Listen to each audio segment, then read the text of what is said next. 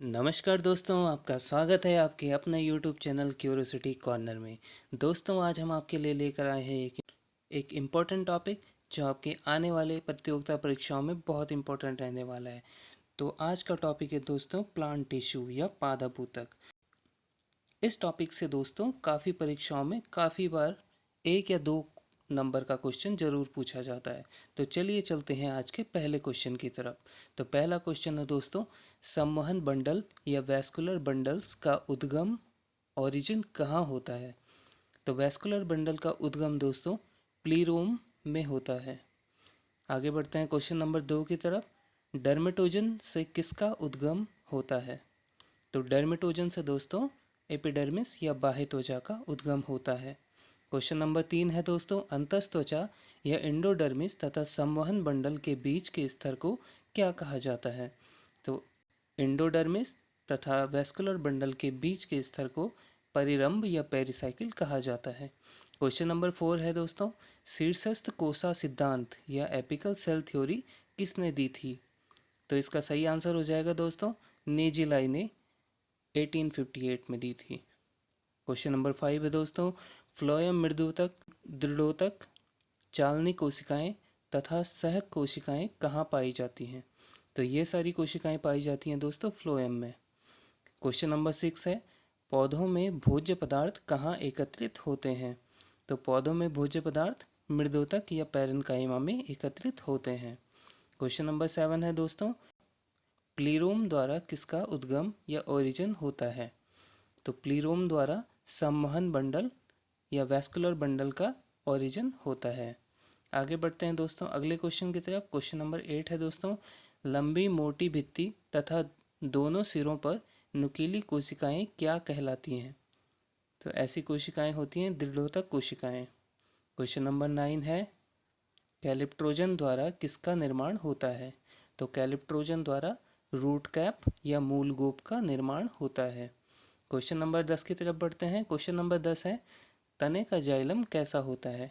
तो तने का जाइलम दोस्तों मध्यादिद्वारुक या इंडार्क होता है। क्वेश्चन नंबर 11 है दोस्तों, हिस्टोजन सिद्धांत की विचारधारा किसने दी थी? तो हिस्टोजन सिद्धांत की विचारधारा हैंस्टीन ने दी थी। क्वेश्चन नंबर 12 है, वाहिकाएं या वेसल्स किसमें अनुपस्थित होती हैं? तो वाहिकाएं या वेसल्स अनावृत बीजी तथा टेरिडोफाइट में अनुपस्थित होती हैं।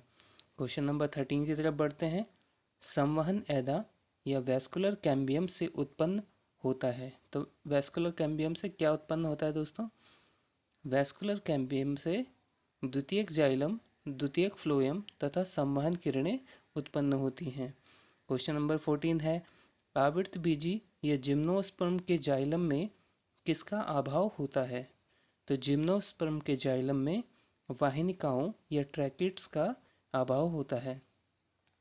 आगे बढ़ते हैं क्वेश्चन नंबर 15 की तरफ। क्वेश्चन नंबर 15 है, पार्श्व विभजोतक या लेटरल मेरिस्टम से पौधे में किस भाग की वृद्धि होती है? तो लेटरल मेरिस्टम से पौधे की मोटाई में वृद्धि होती है। क्वेश्चन नंबर 16 है, अरीय या रेडियल संवहन पूल या वैस्कुलर बंडल कहाँ पाए जाते हैं? तो रेडियल वैस्कुलर बंडल के बारे में पूछा गया दोस्तों। तो इसका सही आंसर हो जाएगा पौधे की जड़ों में। क्वेश्चन नंबर 17 है, सखी कोशिकाएं या कंपेनियन सेल्स किसके द्वारा जुड़ी होती हैं?